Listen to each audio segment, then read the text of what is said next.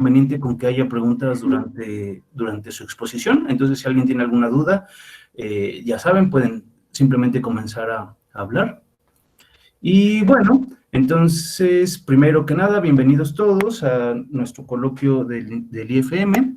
Y antes de comenzar, déjenme dar una breve semblanza sobre nuestro ponente del día de hoy, el doctor Alberto Vázquez. Alberto Vázquez estudió la licenciatura en Física en la Facultad de Ciencias de la Universidad Autónoma del Estado de Morelos y la maestría en Física por el CIMBESTAF. Posteriormente realizó una segunda maestría en el Departamento de Matemáticas Aplicadas y Física Teórica de la Universidad de Cambridge, en el Reino Unido, para después obtener su doctorado por el Kavli Institute for Cosmology de la misma Universidad de Cambridge. Cuenta con una estancia postdoctoral en el Laboratorio Nacional de Brookhaven, en Nueva York, así como con un periodo de cátedra CONACYT asociado al CIMBESTAF del Instituto Politécnico Nacional. Desde el 2017 es investigador del Instituto de Ciencias Físicas de la UNAM, en su campus Cuernavaca. Su trabajo de investigación se enfoca en la exploración y análisis de observaciones cosmológicas, en el estudio de modelos de energía oscura e inflacionarios a través de la estadística bayesiana, así como en el cómputo científico. Y bueno, una vez más, Alberto, muchas gracias por aceptar la invitación y adelante. Muchas gracias a todos y disculpen ahorita los inconvenientes que esta presentación pudo haber causado al inicio. Sí, como comentaban, por favor, si hay preguntas, interrumpir. Yo ahorita no prácticamente veo solamente mi presentación, entonces si pueden levantar la voz sería de gran ayuda, ¿no? Bueno, yo les voy a presentar un poquito del trabajo que estamos haciendo aquí en el ICF, un poco con el grupo. Y bueno, curiosamente el título de esta charla le llamé Reconstruyendo el Universo, y vamos a platicar del trabajo que estamos haciendo, pero en el sentido de analizar un poco más la información y los datos, ¿no? Como les comentaba, este fue el título. De hecho es un artículo que se acaba de subir hace un par de días, de semanas, y tiene el mismo título. Entonces se me ocurrió, ¿por qué no llamarlo de igual forma? Y ahorita les voy a comentar un poco de qué se trata esta idea. Entonces, bueno, muchas gracias. Cualquier pregunta, por favor, interrumpir, ¿no? Y si se traba o si se desconecta, también decirme en caso de que no me pueda dar cuenta. Entonces, el resumen en general, les voy a hablar de estas dos cantidades, ¿no? Vamos a hablar todo estos 40 minutos, 45, sobre la cosmología, sobre lo que estudia, sobre lo que nosotros trabajamos acerca del universo. Les voy a presentar muy rápidamente esta parte de teoría, que es la teoría de la cosmología, un curso súper extra rápido en unas 2-3 diapositivas, y un poquito sobre las observaciones. Cuando hablo de observaciones, en este caso me voy a referir a los datos, ¿no? A la información que hay ahí y cómo o de qué manera se conectan estas dos.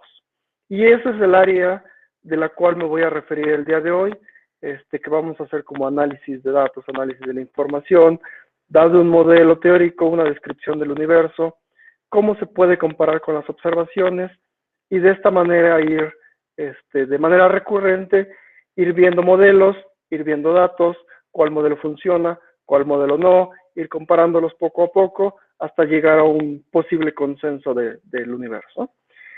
Cuando me refiero a teoría, principalmente voy a tratar modelos o teorías de la energía oscura. Y cuando me refiero a comparaciones o análisis, en este caso voy a hablar sobre las reconstrucciones, ¿no? Ahorita voy a mencionar qué es esta energía oscura, qué es esta cosa que se le llama reconstrucción. El grupito de trabajo con el cual estoy involucrado en el ICF cuenta, o más bien tenemos estudiantes en ambas partes, y de esta manera nos complementamos y de esta manera oscilamos entre los teóricos y los que hacen un poco de cómputo. Este es el grupito de trabajo. Ellos están enfocados un poco más a la teoría, no necesariamente energía oscura, también materia oscura, pero en este caso me voy a enfocar solamente a esta componente. Ellos están principalmente enfocados al análisis de datos, machine learning, estadística bayesiana, simulaciones, reconstrucciones. Por aquí los asteriscos son postdocs, maestría, y bueno, ellos todavía están en el proceso de la licenciatura, ¿no? Pero cada uno se enfoca en un área que ahorita voy a tratar un poquito o muy rápidamente de conectarlas. Y de conectar el trabajo teórico de alguno de ellos con los trabajos en el sentido de análisis de información con ellos y hacerlo de manera recurrente. Bueno, entonces como primera introducción para aquellos que ya se les olvidó sus cursos de cosmología 101, entonces vamos a ver de qué se trata esta cosmología, de qué se trata este universo, ¿no? Y por supuesto, como buenos físicos teóricos, vamos a empezar con una vaca esféricamente simétrica en el vacío, con las propiedades más simples posibles de un modelo cosmológico, pero aún así que describa el universo, ¿no? Este modelo debería de funcionar muy bien. Ahorita vamos a ver sus pequeños detalles, pero vamos a empezarlo desde un punto de vista simplista, ¿no? Y el modelo que describe le vamos a llamar el modelo cosmológico estándar y va a tener estos componentes. En un momento les voy a comentar sobre cada uno de ellos muy rápidamente, pero al parecer este modelo funciona relativamente bien, ¿no? Ahorita les voy a poner los peros que tiene, y en sí está basado en diversos componentes, ¿no? Un modelo cosmológico, por ejemplo, esta primer componente son las ecuaciones de Einstein. Vamos a basar las ecuaciones de Einstein, vamos a hacerlo muy simple y ahorita poco a poco le vamos a ir agregando, ya sea cambiando la estructura en este sentido, en este otro, agregándole componentes hasta que lleguemos a esta cosa rara, ¿no? Que le vamos a llamar constante cosmológica o energía oscura. Entonces las ecuaciones de Einstein son muy sencillas, son muy bonitas. Simplemente aquí es una R, un escalar de Ricci. Cuando minimizamos la acción, nos da estas ecuaciones. Y las ecuaciones del lado derecho, como ya lo hemos escuchado seguramente en varias charlas, es la geometría del universo o la curvatura que describe lo que hay allá afuera. Y del lado derecho es el contenido de materia, ¿no? Todo lo que nosotros consideramos que hay ahí, lo vamos a poner del lado derecho, en un tensor de energía-momento. Entonces, del lado izquierdo, la geometría, como mencioné, es el background.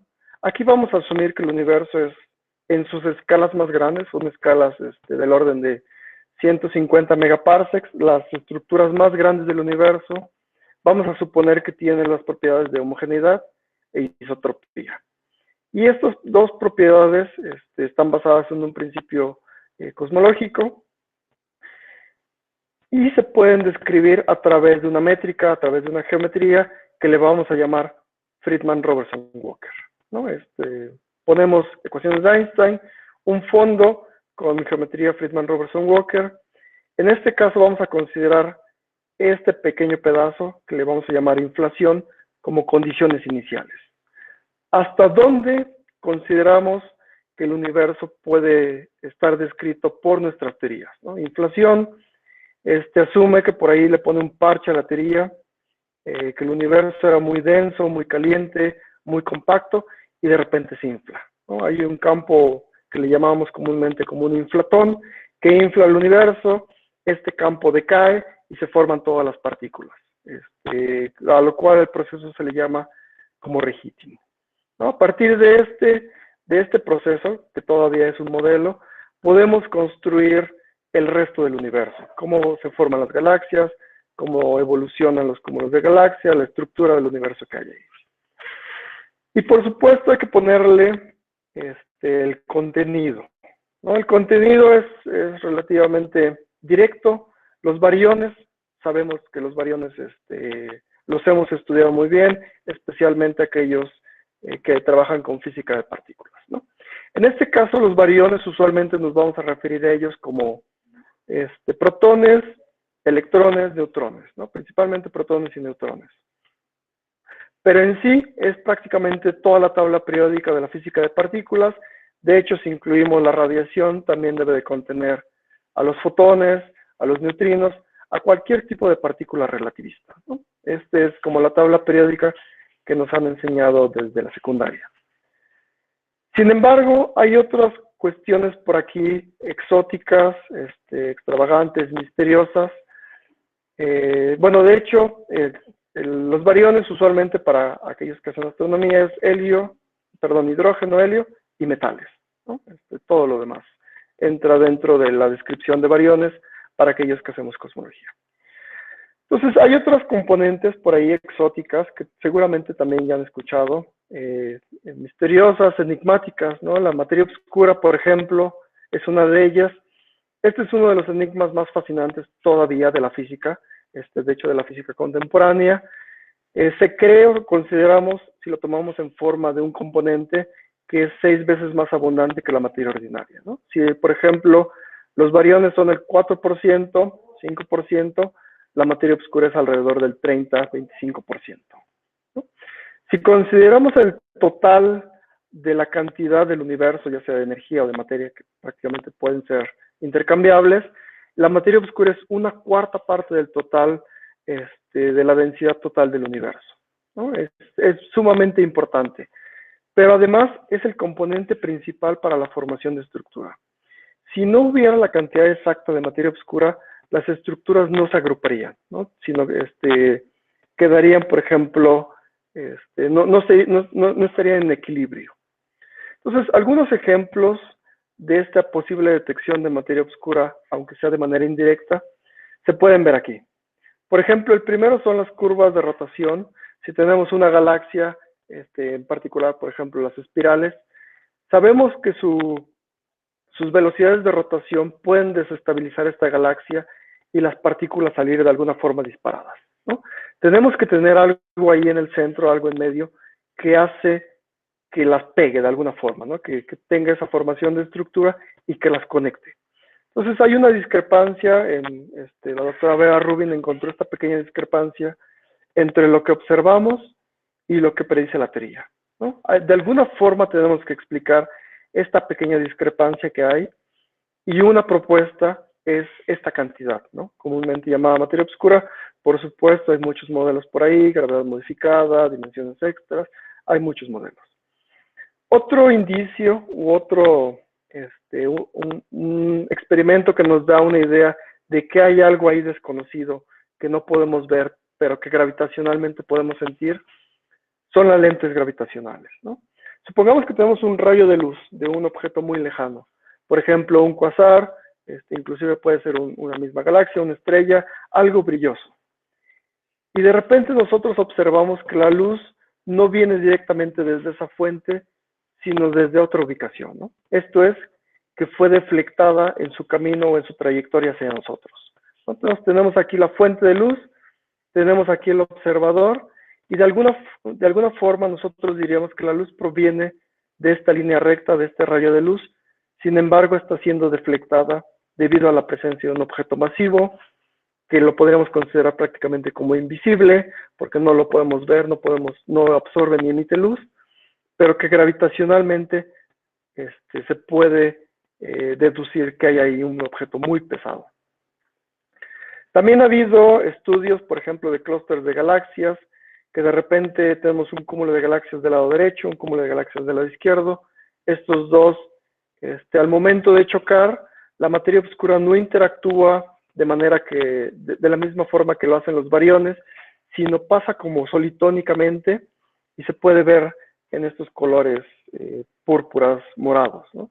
Que la materia oscura atraviesa, sin embargo, en el centro el gas, los bariones, sí interactúan y se calienta, ¿no? También es una posible descripción de que existe algo que se encuentra dentro de los cúmulos de galaxias, que nosotros le vamos a llamar materia oscura. También, por supuesto, va a haber simulaciones. Nosotros no podemos experimentar directamente con el universo, entonces hacemos simulaciones, ¿no? Generamos, por ejemplo, un cubo de 1 billón de partículas, ponemos condiciones iniciales, ponemos las ecuaciones de Einstein, por ejemplo, lo perturbamos un poquito y lo hacemos evolucionar. Una vez que termina esta evolución, tenemos una descripción posible del universo. Lo que hacemos, vemos nuestra simulación, la analizamos de manera estadística, vemos las observaciones y coinciden o no, esa es la descripción que nos va a dar. Si a estas simulaciones no le ponemos esta cantidad de materia oscura o la cantidad adecuada de materia oscura, no se van a parecer nada a las observaciones, ¿no? Van a ser muy distintas.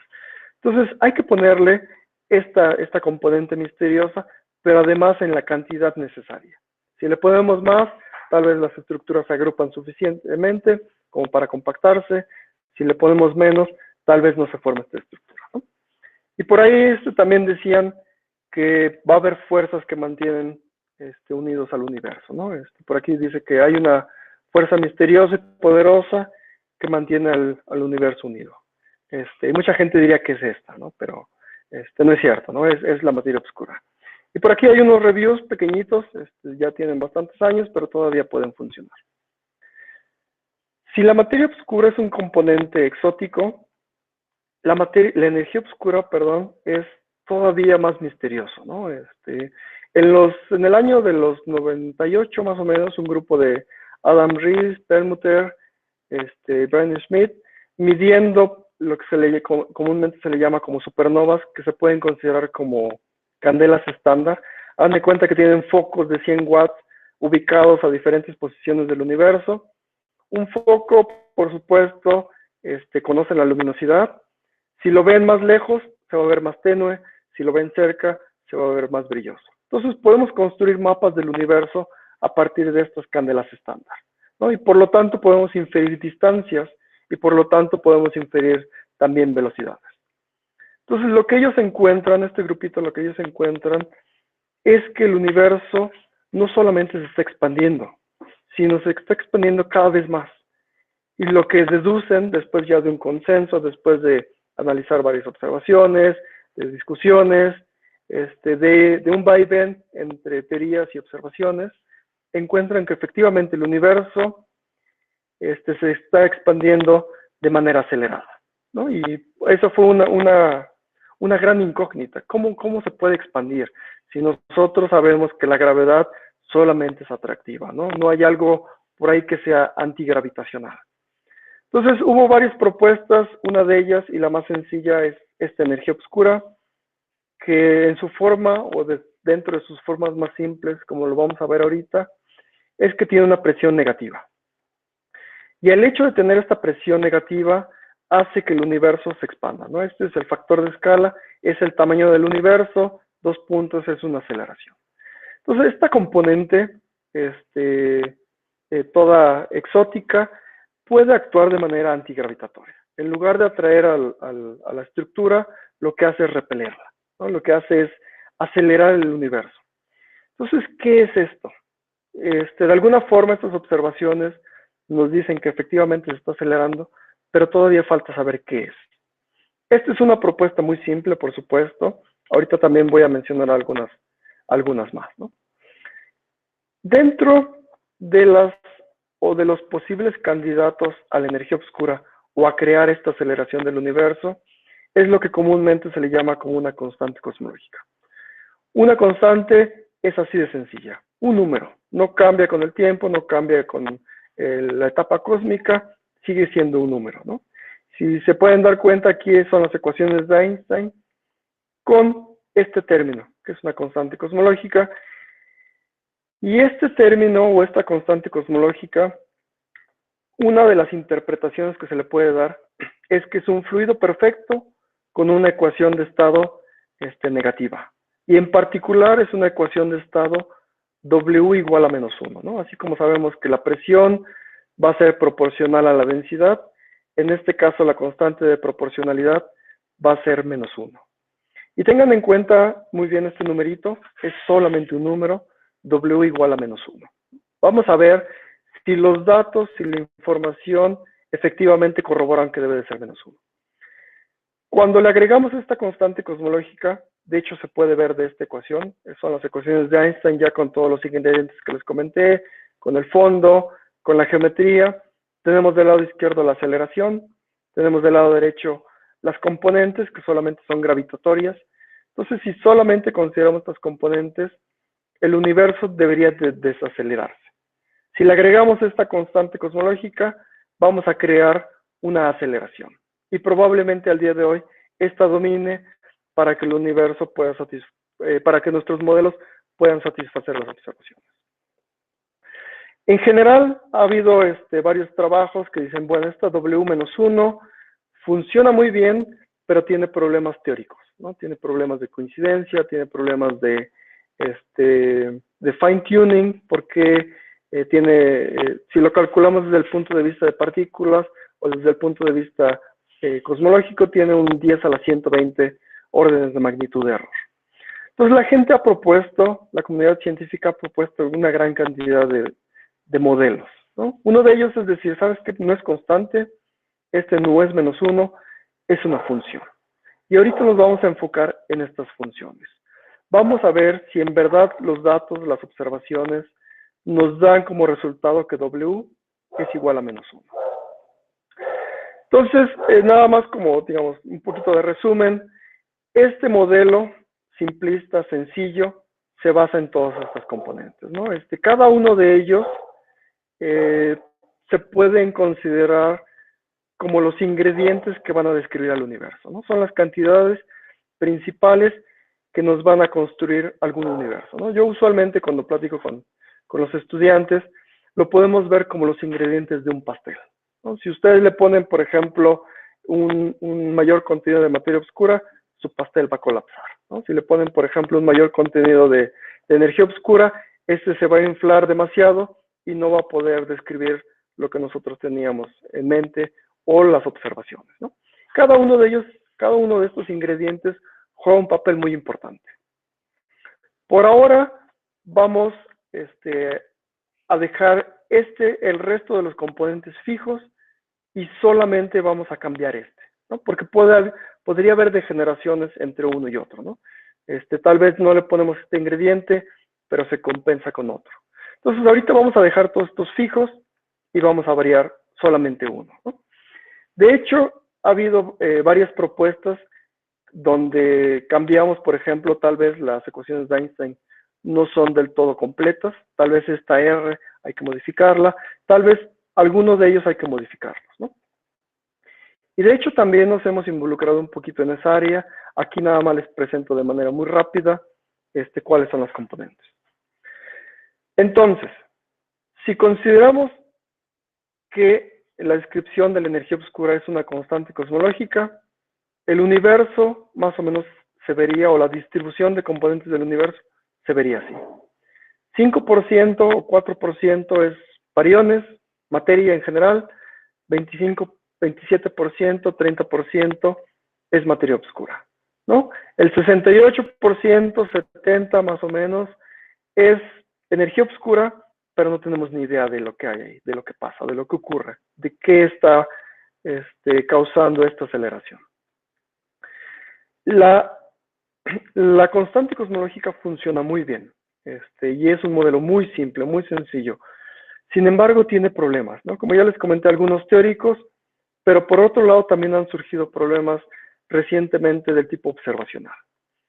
Estos modelos, uno de los ingredientes principales de este modelo es H0, ¿no? H0 es la rapidez de expansión del universo.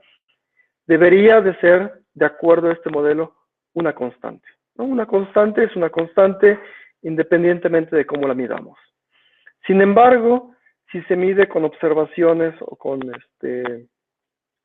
observaciones locales, por ejemplo, esta constante me da un valor de alrededor de 72, 73. Si se mide con observaciones del universo temprano, satélites, como por ejemplo Planck, me va a dar un valor de 67. ¿Cómo puede ser eso posible, no? Si es una constante, no importa cómo la midamos, deberíamos de obtener el mismo valor. Entonces, esta pequeña discrepancia, mucha gente se le denomina como tensión, ¿no? Puede haber dos vertientes. Una es que posiblemente los datos tengan sistemáticos, que todavía no hayan llegado a un consenso, que tengan errores. O la otra es que probablemente esta constante cosmológica, este modelo, no es suficiente para explicar las observaciones, ¿no? Y hay, así como esta H0 tiene inconsistencias, tiene tensiones, hay otros parámetros por aquí, dependiendo de las observaciones que consideremos. Entonces, para eso, esta constante cosmológica se ha ido modificando de acuerdo a las observaciones prácticamente, ¿no? Como les comentaba, también nos hemos involucrado en modificar el resto de los componentes, porque probablemente el modelo físico que consideramos es este, ¿no? Queremos describir al universo de manera muy simple, de manera muy rudimentaria. Sin embargo, probablemente así no es, ¿no? Tal vez la naturaleza es más completa y necesitamos ir un poco más allá de solamente una constante. Entonces tenemos que ir más allá del modelo estándar y, por supuesto, hay muchas alternativas.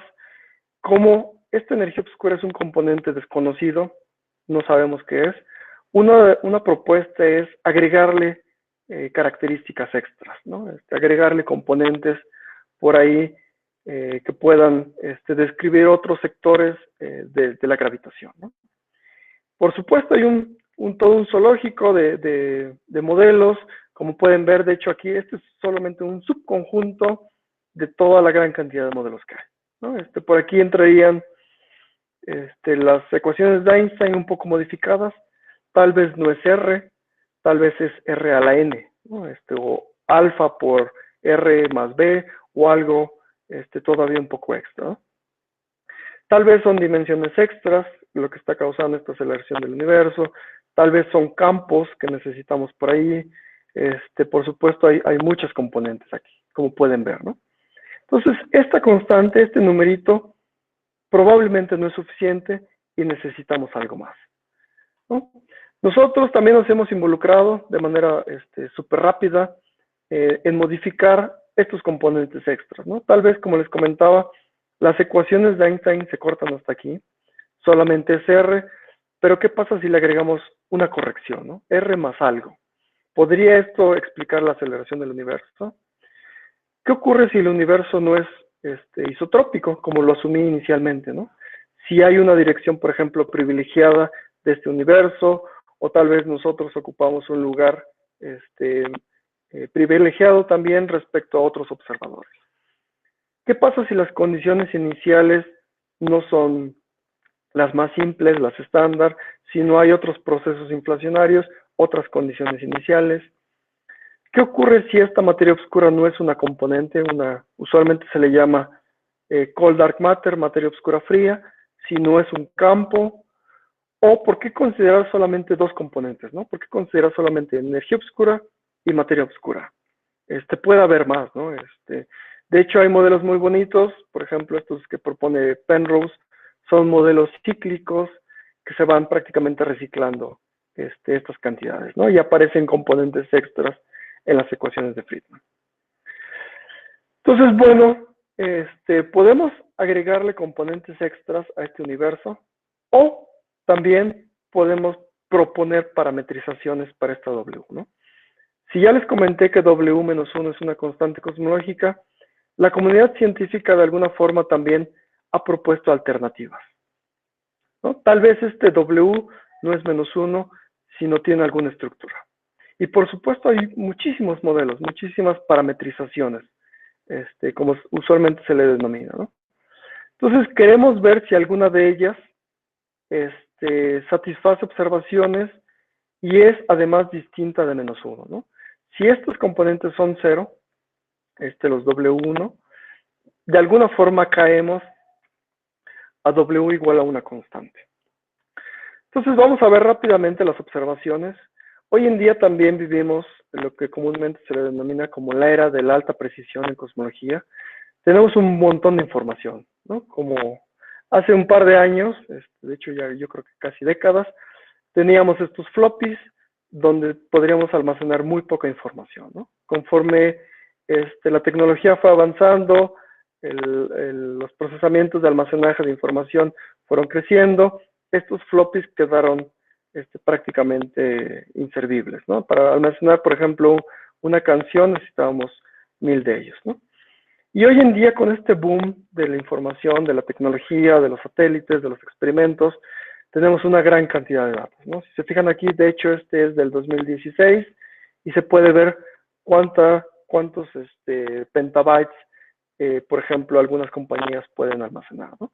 De hecho, una historia cómica se puede ver aquí, ¿no? Este es trivial, de hecho, a mí me ocurre.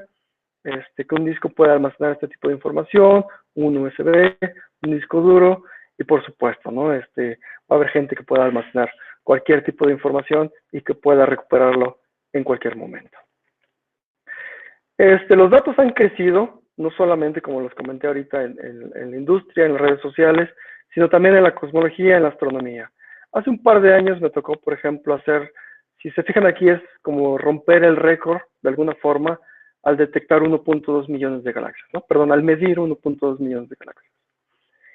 Hoy en día, si se dan cuenta los experimentos, estos del 2009, miden alrededor de 52 millones de galaxias, o sea, 40 veces más, ¿no? Una cantidad muy, muy grande. Entonces, la información ha crecido de manera exorbitante, ¿no? De manera exponencial. Este es un telescopio, el LSST, el Large Synoptic Spectroscopy Telescope. Va a medir, por ejemplo, alrededor de 30 terabytes de datos por noche, ¿no? Ya no es tan trivial almacenar esa información, transmitirla, digamos, analizarla de alguna forma también, limpiar los datos, ya no es tan trivial.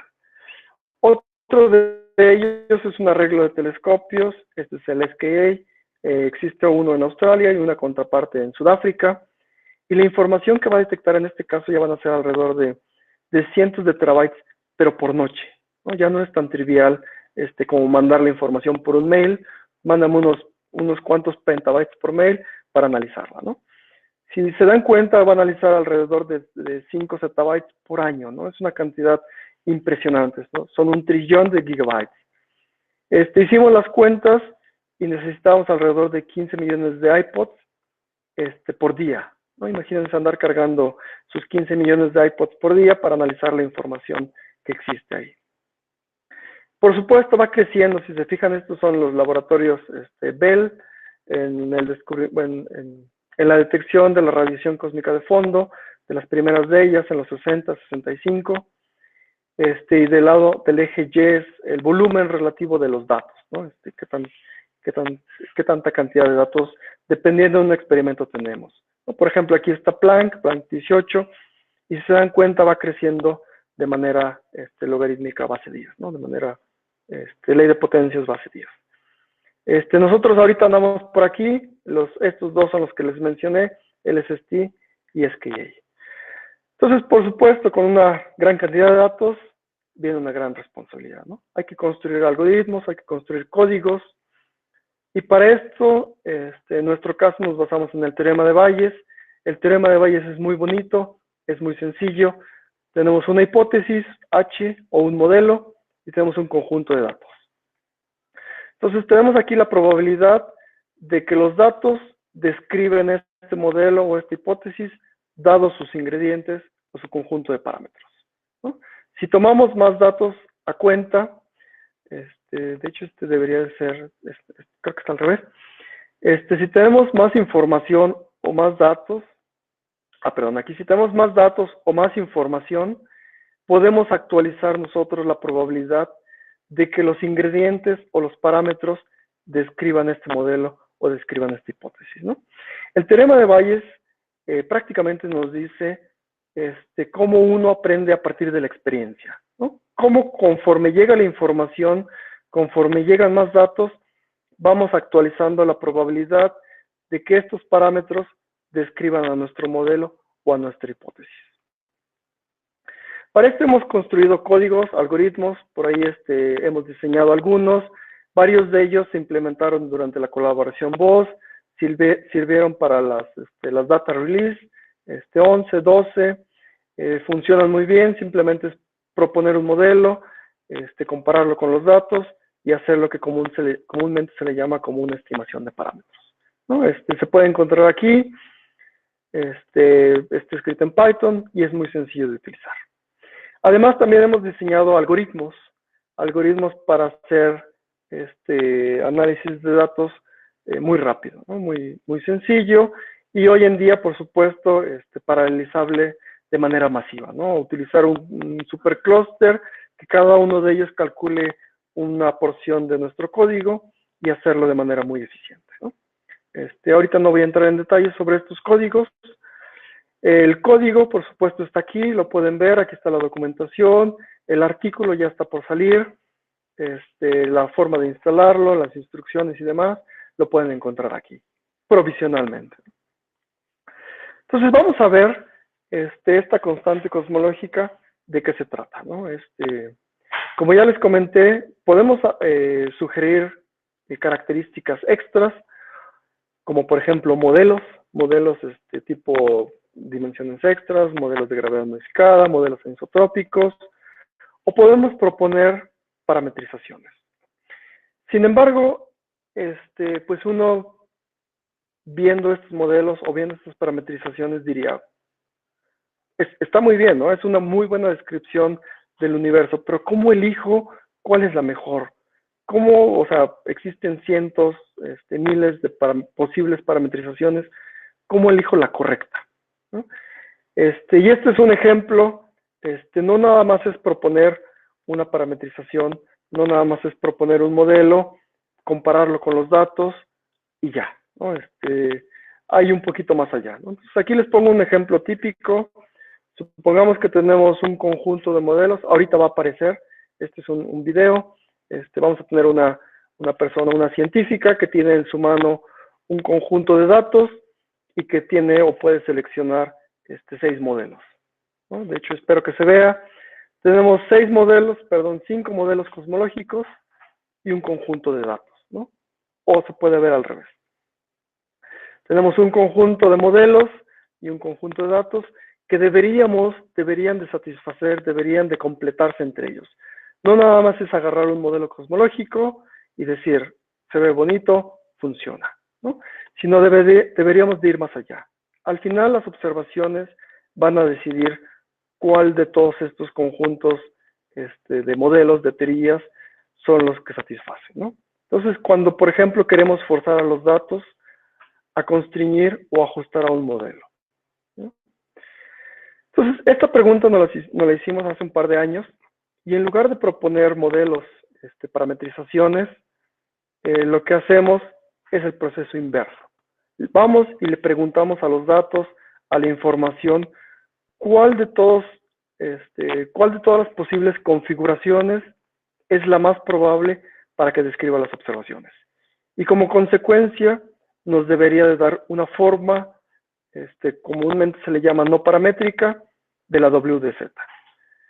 Si esta forma es -1, parece checar todo bien, una constante cosmológica, todo funciona muy bien. Si es algo distinto, podemos empezar a descartar modelos. Y hacer una recursividad, proponer modelos que tengan esta forma, descartar a otros que no la tengan, ¿no?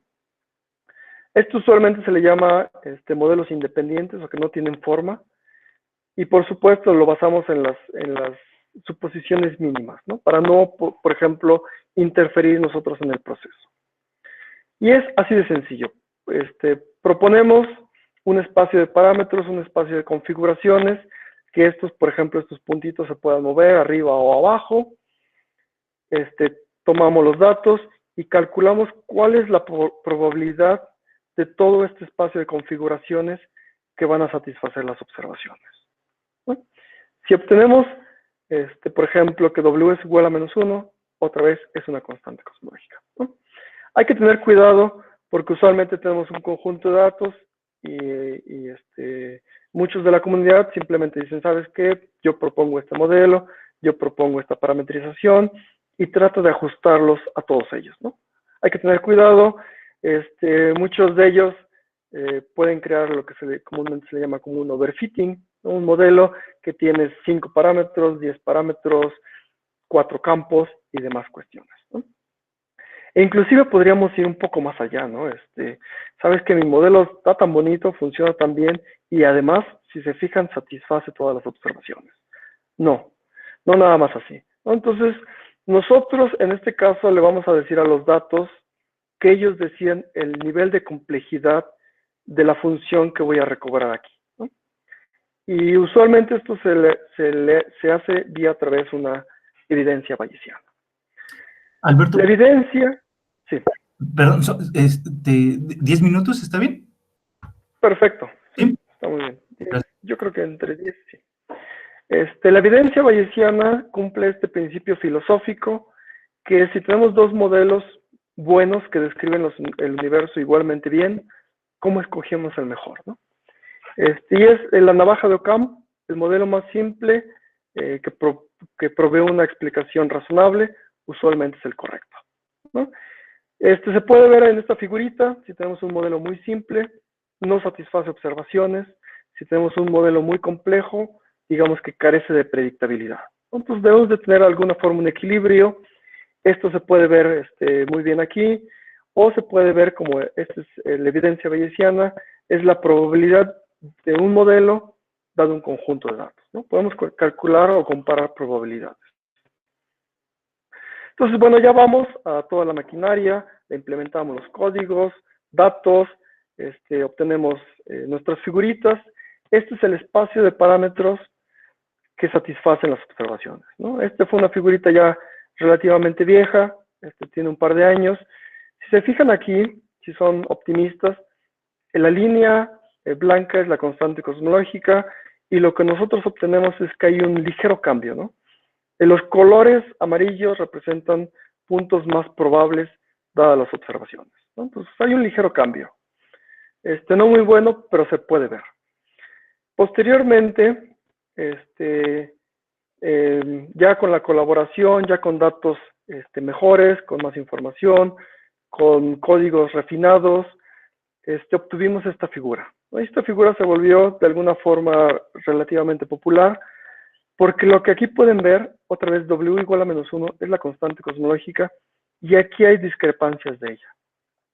Entonces significa que probablemente, de hecho aquí lo decimos, la constante cosmológica está descartada o está, digamos, fuera de 3.5 sigma, ¿no? Los datos tienen una tendencia a preferir algo que no es una constante cosmológica. De hecho, este es un modelo interesante que hemos obtenido en varias ocasiones. Esto lo hicimos en la colaboración. Después propusimos una descripción en términos de Fourier y obtuvimos la misma forma, si se dan cuenta, ¿no? Entonces, primer resultado, que de hecho ya prácticamente tenemos los resultados, la constante cosmológica no satisface observaciones. No es suficiente para describir los datos. Y aquí se puede ver, ¿no? Segundo resultado, hay una cantidad, por ejemplo, que le llamamos campos escalares. Los campos escalares simplemente están dados por esta acción. Los campos escalares que viven arriba de -1 se llaman quintesencia, y los campos escalares que viven abajo de -1 se llaman phantom. Ellos tienen su propia dinámica, pero no pueden cruzar aquí. No pueden cruzar esta línea que se le llama la línea fantasma. Y si se fijan aquí, hay un cruce.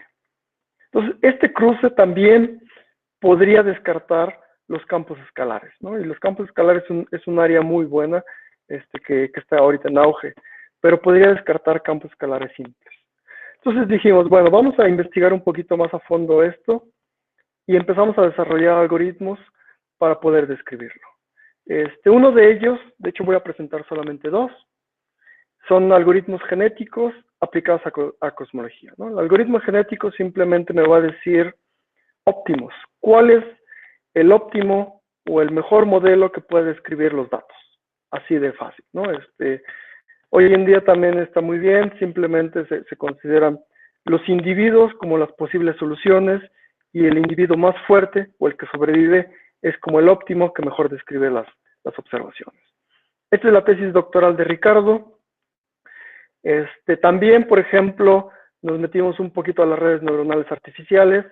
Ellos o estas redes se pueden entrenar solamente con datos y al final obtener un modelo, ¿no? Un modelo cosmológico que no depende de alguna forma, un modelo, digamos, independiente, ¿no? Que no tiene una forma definida. Esta es parte de la tesis doctoral de Isidro, de hecho ambos deberían de presentar yo creo que ya en enero, y podemos calcular estas evidencias, ¿no? Utilizando las redes neuronales artificiales. De hecho, para aquellos interesados, también sacamos un articulito de divulgación, aquí lo pueden ver, salió en esta revista, de la Sociedad Mexicana de Inteligencia Artificial, y aquí explicamos de alguna forma de qué se trata todo este procedimiento, ¿no? Y bueno, finalmente aplicamos todas estas técnicas, todos estos, por ejemplo, a las redes neuronales, un perceptrón multicapa o un autoencoder, que ahorita no voy a explicar. Y si se fijan, obtuvimos esta figura. Esta figura es muy bonita, todavía está en proceso, pero ya está a punto de salir. En la línea negra obtenemos, de hecho aquí se puede ver, la línea negra obtenemos una H0 que me da 73, ¿no? Son las observaciones que ajustan muy bien aquí. Y la línea azul me da un H, aquí se puede ver, de 67. Entonces las redes neuronales por sí solas, sin ningún modelo, nos está diciendo que el H0 al tiempo, al día de hoy, escorrimiento al rojo al día de hoy, debe de valer 73, y que a corrimientos al rojo grandes va a cambiar de un modelo a otro, o va a valer H0 67, ¿no? Esta discrepancia, de alguna forma, es inherente de las redes neuronales, la puede explicar. ¿Qué modelo es? No sabemos, pero estas redes nos están diciendo que efectivamente este H0 no es una constante, sino va a cambiar o va a moverse de un lado a otro. También, ya creo que para casi concluir, intentamos hacer reconstrucciones utilizando lo que comúnmente se le llama como PCA, Principal Component Analysis. Construimos una base, construimos un espacio fase de parámetros, y vemos que efectivamente es W es -1 y de repente cambia, ¿no? Hay otra vez el cruce. Y lo que es un poquito más exótico es que si lo mapeamos a unas densidades, encontramos que las densidades son negativas, ¿no?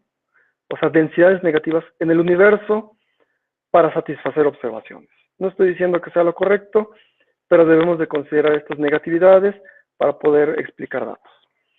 Y curiosamente también hemos sacado algunos artículos teóricos. Por ejemplo, hay propuestas donde la constante cosmológica nada más cambia de signo, ¿no? Hay una etapa del universo, una transición de fase, que hay un cambio. De hecho, este es el modelo teórico, por eso les digo, vamos de manera recursiva. Este es un modelo independiente, vemos cuál es la forma que se obtiene y proponemos un modelo teórico, ¿no? Y vemos que la forma más o menos coinciden y podemos oscilar entre reconstrucciones y modelos teóricos. Otra propuesta, creo que ya nada más tengo dos diapositivas, es si esto continúa así, si este cambio de signo, si esta transición, campos escalares simples quedan descartados. Entonces, bueno, nosotros vamos y checamos, decimos, bueno, tal vez los campos combinados, ¿no? Un multiscalar field. Estos campos combinados tienen la propiedad de que pueden cruzar esta línea, ¿no? E inclusive si se dan cuenta aquí, en esta figura, más o menos tiene la misma forma que tenemos, de manera independiente, ¿no? Estas formas por aquí.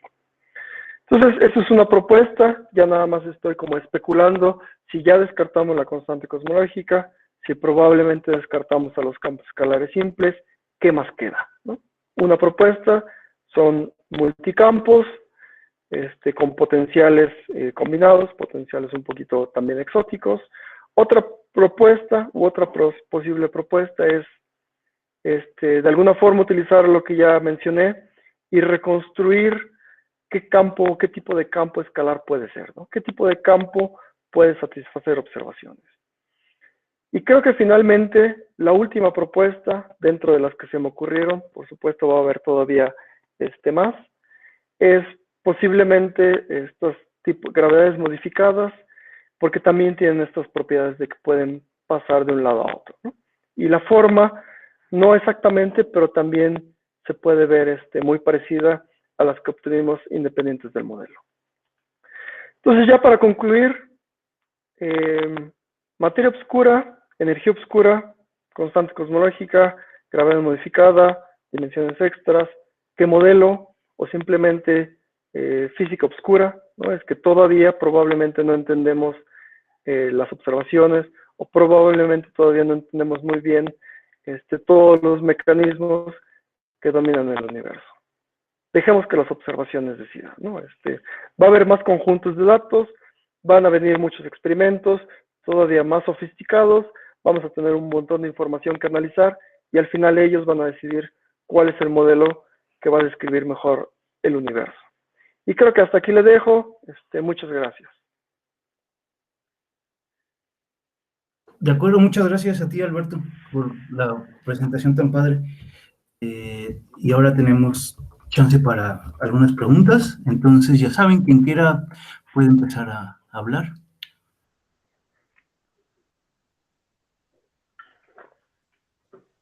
Ok. Igual, mientras se animan, yo tengo una pregunta, Alberto.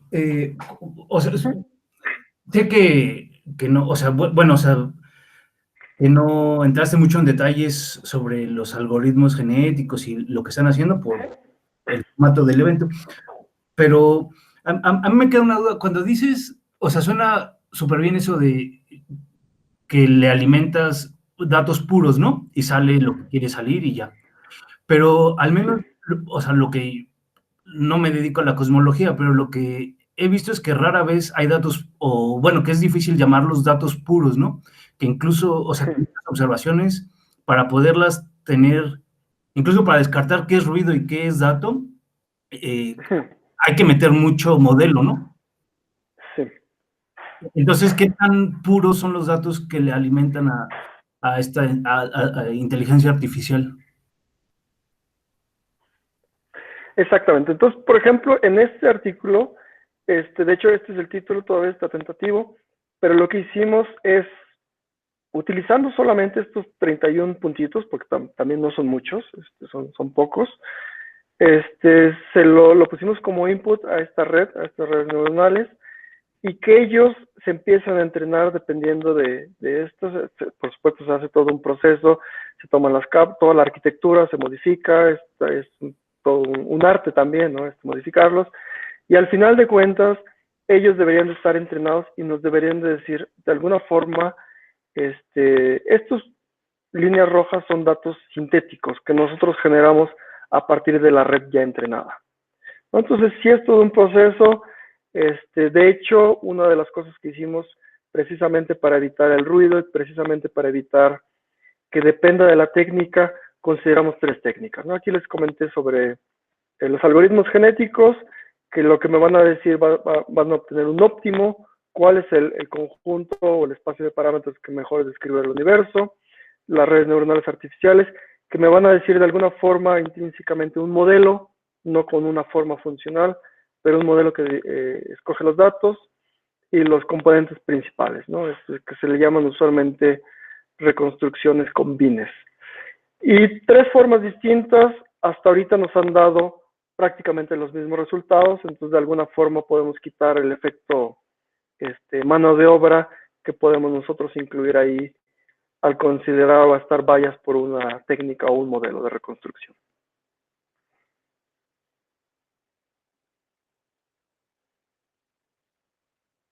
Perdón, estaba hablando y no vi que tenía el silencio. Ah, sí. Y estas observaciones son o sea, son observaciones de supernova, de cefeidas, de... Sí, en este caso, digo, también por un poco el formato de la presentación, nada más puse, son lo que se le llama cronómetros cósmicos, pero dentro de los análisis, de hecho, aquí puse, muy rápidamente, ¿dónde está? Aquí está. Aquí, si te fijas, dice all 16, son 16 conjuntos de observaciones, ¿no? Desde supernovas, cronómetros, oscilaciones acústicas de bariones, Planck, formación de estructura, lensing, o sea, todo ya combinado aquí. Ya. Sí. Bueno, inclusive un forecast también, ¿no?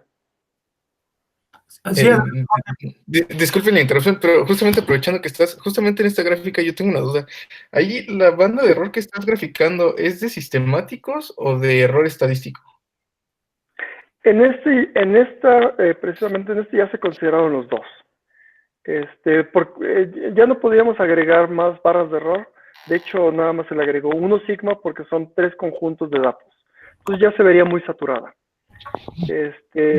Y en la mayor, creo que últimamente, en la mayor cantidad, perdón, en la mayoría de los data release, nosotros ya consideramos los datos con sistemáticos y con estadísticos, ya ambos, ¿no? Para para no tener que considerarlos aparte. De hecho, estos ya son barras 1 sigma y 2 sigma, ¿no? Afuera, 95%, aquí se ve como W igual a -1, está afuera un 95%, un 2 sigma e inclusive aquí un poco. Ok, gracias. Sí. De acuerdo. ¿Alguna otra duda? ¿Algún comentario? Yo tengo una pregunta. Sí. Claro. No escucho. Bueno, de la WZ necesito likely. Escuché solo la WZ y después se cortó, perdón. Sí, si necesito el likelihood para reconstruir la omega de Z. Sí, muy buena pregunta, sí. Usualmente, exactamente, lo que se reconstruye de manera indirecta es el likelihood, prácticamente, ¿no? Porque es más bien la combinación de los likelihoods que se reconstruye, pero de forma paramétrica, perdón, de forma no paramétrica, ¿no? Entonces, al final, de hecho, el likelihood es lo que nos va a dar la conexión entre cualquier modelo y los datos. Entonces, prácticamente ese es el que se reconstruye. Después se mapea prácticamente a la WZ. Entonces, en el likelihood likelihood, es la combinación de todos. entonces, en el likelihood, ¿qué no aparece una forma funcional específica? No aparece una forma como tal, sino podría aparecer, por ejemplo, en este caso, una forma de este tipo, ¿no? Podrían ser simplemente puntos conectados, un likelihood, que va a conectar puntos y que va a encontrar el óptimo de esta posible configuración. O sea, no es un modelo que tiene un X cuadrada, por ejemplo, un seno de X, sino es un modelo arbitrario, o lo que llamamos independiente de modelo. Sí, muchas gracias. Sí. Carlos, ¿tú tienes una duda? Sí, sí. Sí, adelante. Buenas tardes. Sí, he tenido una duda más como en el principio de la plática, ¿no? Porque no conozco mucho este tema. Pero cuando usted hablaba de que le quería dar ingredientes al universo y aparecía lo de la materia oscura, quiero preguntar ahí como, es la misma, digamos, porque cuando usted quiere correr las simulaciones, usted las agrega de cierta manera a mano, ¿no? Usted dice, tanto porcentaje, a gran escala, etcétera. Pero si son escalas diferentes, como yo quiero, digamos, ver una galaxia o ver un clúster, entonces el factor de masa que falta para poder ver para poder recuperar las observaciones, es el mismo, o sea que para modelar una galaxia ocupo 10 veces más masa, para modelar un clúster 10 veces más masa, para hacer el universo a gran escala ocupo 10 veces más masa, o cambia, depende. Sí, efectivamente, bueno, el valor cambia, por supuesto, de manera local va a cambiar un poco más, porque va a haber galaxias inclusive que tengan en gran proporción materia oscura o en menor también. En el universo en general es lo que nosotros consideramos como el 23%, ¿no? Localmente ya depende de dónde uno observe. Por supuesto, si observa digamos, en vacíos, pues no va a haber materia oscura, ¿no? Si observa galaxias, hay algunas que prácticamente están contenidas de pura materia oscura, lo que se le llama las low surface brightness, ¿no? Galaxias de estructura, perdón, de brillo bajo. Sí, esa proporción va a dependiendo de la estructura a gran escala.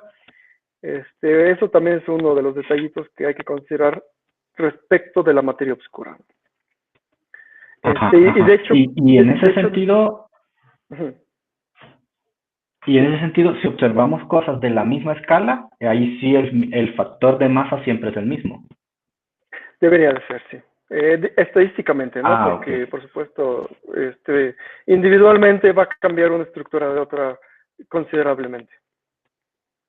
Ok. Gracias. Sí. Ok, de acuerdo. ¿Hay alguna otra duda? Si no hay más dudas, entonces te agradecemos una vez más, Alberto, por el coloquio. Muchas gracias. Y, Gracias por la invitación. y bueno, entonces eso sería todo. Nos vemos el próximo